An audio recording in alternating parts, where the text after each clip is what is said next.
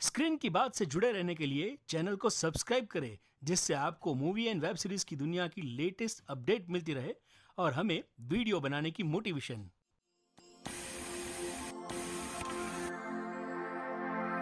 Does that camera work? 3, 2, 1, and action! Hello, मैं हूं मनीष पारिक, 15 साल से फिल्म जर्नलिस्ट, क्रिटिक और एक्स रेडियो जॉकी हूं। आज मैं और आप मिलकर करेंगे स्कैम 1992 वेब सीरीज का story explanation part 2 in our show screen की बात। 4th एपिसोड का टाइटल है Harshad Mehta is a liar. Episode की शुरुआत में हम देखते हैं सुचेता और उसका सोर्स दोनों रेस्टोरेंट में बैठे हैं।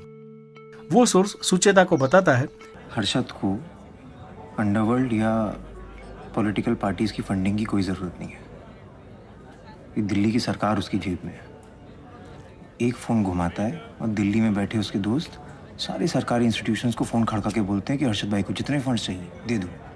ये सब कुछ इसलिए बता रहा है क्योंकि हर्षद ने मार्केट को इस तरह से कंट्रोल करके रखा है कि वो जो चाहता है वही होता है।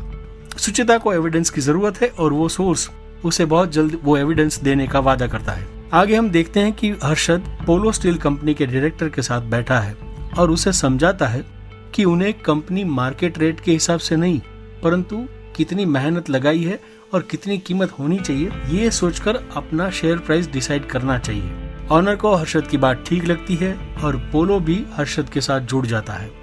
सुचेता दलाल सेबी के हेड के पास जाती है और उन्हें बताती है कि मार्केट में जो कुछ भी ऊपर नीचे हो रहा है उसके लिए उन्हें कुछ न कुछ तो करना चाहिए। दूसरी तरफ सिटी बैंक का त्यागू ग्रीनलेस बैंक और अजय केडिया के साथ मिलकर हर्षद को भिड़ाने का प्लान बनाते हैं और ग्रीनलेस के शेयर वापस हर्षद को ही बेचते हैं। हर्षद को उनकी चाल का पता चल जाता है। वो उन्हें भी ईंट का जवाब पत्थर से देने की सोचता है। अभी खेलने का नहीं पेलने का टाइम है। उन बैच को अगले 2 महीने तक जितने शेयर हैमर करने हैं ना करने दे। उन्हें लगना चाहिए कि हमारे फंड्स खत्म हो गए। फिर सही टाइम देख के ऐसा बम्बू डालूंगा ना कि साले बेयर्स के बॉल बेरिंग टाइट हो जाएंगे। हर्षद एक सी फेसिंग रेस्टोरेंट में एसबीआई के ऑफिसर सीतारामन को मिलता है। उससे 500 करोड़ का चेक बिना बैंक रिसिप्ट दिए ही ले लेता है। बदले में सीतारामन की वाइफ के नाम कुछ शेयर्स कर देता है। एक बार भूषण खबर लाता है कि मार्केट में ऐसी हवा फैली है कि हर्षद पोलो की प्राइस रीक कर रहा है, इसलिए सभी इंक्वायरी बिठाने की मांग कर रहे हैं। तभी हर्षद की नजर भूषण के हाथ में रहे न्यूज़पेपर पर पड़ती है और उसके दिमाग में एक ख्याल आता है। फिर एडवर्टाइजिंग टीम को बुलाकर न्यूज़पेपर से लेकर होर्डिंग तक सभी जगह पर Harshad Mehta is a lawyer ऐसी एडवर्टाइजमेंट करवाता है, जिसमें डिटेल में लिखा होता है हर्षद ने जितना बोला था उससे कहीं ज्यादा पैसा लोगों को कमा कर दिया है। एडवर्टाइजमेंट ने जादू कर दिया। The ad did wonders for him. Even if people thought Harshad Mehta was a liar, they didn't care. जिसने भी हर्षद के शेयर्स में पैसा लगाया, प्रॉफिट बनाया। Harshad was the new market guru. He was everywhere. Brokers, investors, businessmen, politicians, हर आदमी हर्षद का खास बनना चाहता था, जानना चाहता था कि उसका अगला स्टेप क्या होगा।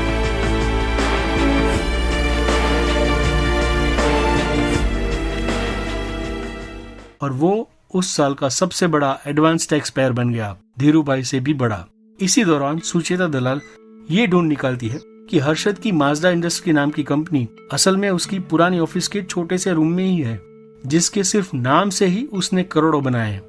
और ये article Harshad is a lawyer के नाम से ही छपती है। बदले में हर्षद उसको मुंह मांगी कीमत लेकर अपने साथ जुड़ने के लिए ऑफर भी देता है, लेकिन सुचेता उसका इनकार कर देती है। एक दिन हर्षद को जिग्नेश का फोन आता है कि दूसरे दिन उसके घर और ऑफिस सभी जगह पर इनकम टैक्स की रेड होने वाली है। बारातियों का स्वागत मैं खुद पान पराग से करूंगा। पता कर कौन कौन आने वाला है। हर्षद पूरी तैयारी कर लेता है और दूसरे दिन जब इनकम टैक्स ऑफिसर घर और ऑफिस पर आते हैं, उनके हाथ कुछ नहीं लगता है और दुश्मन की पूरी चाल उल्टी पड़ जाती है। तो एपिसोड का टाइटल है कुंडली में शनि। हर्षद की ऑफिस को इनकम टैक्स वाले सील कर गए हैं। दूरदर्शन वाले बजट के ऊपर हर्षद का रिएक्शन जानने के लिए आते हैं।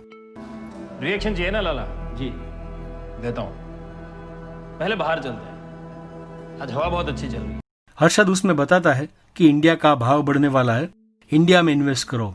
साथ ही वो कहता है देखो मैं सिगरेट नहीं पीता, पर जेब में लाइटर जरूर रखना, धमाका करने के। आरबीआई के गवर्नर वेंकट राजन एक लेक्चर में सबसे अनुरोध करते हैं कि शेयर को ज्यादा से ज्यादा बेचा जाए। मीटिंग में यूनिट ट्रस्ट के फेरवानी भी होते हैं।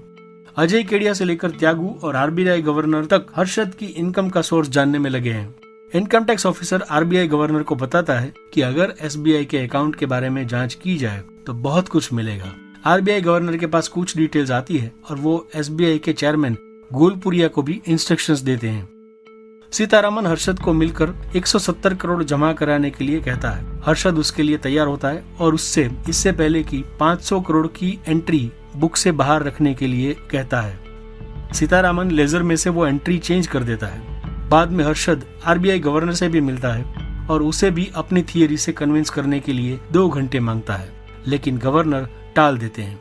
हर्षद गवर्नर को बोलता है कि एसबीआई में बात कर ले, लेकिन गवर्नर वो भी नहीं सुनता।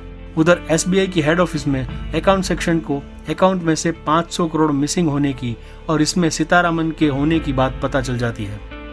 एसबीआई हेड खेमानी फौरन हर्षद को 500 करोड़ जमा कराने के लिए कहते हैं। हर्षद जैसे तैसे करके टाइम मांग लेता है।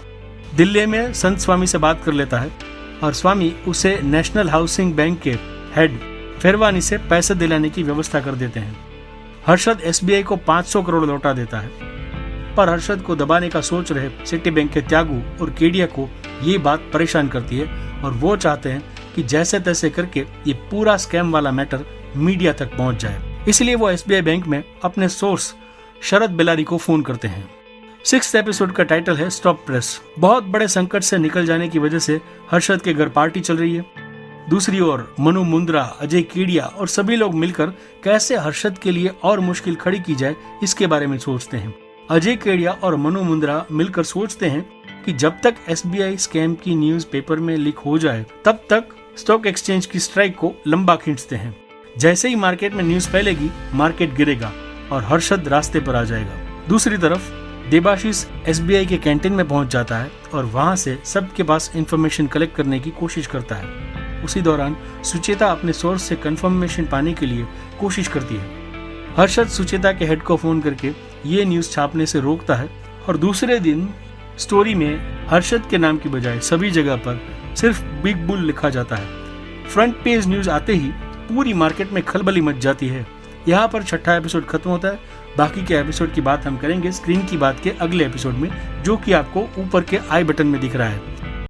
हमारा यह स्टोरी एक्सप्लेनेशन आपको कैसा लगा ये आप कमेंट में जरूर बताइए। अगर आप इस सीरीज के बारे में कुछ पूछना चाहते हैं तो ये भी कमेंट में जरूर बताइए। मिलते हैं अगले वीडियो में, तब तक के लिए स्क्रीन मुबारक।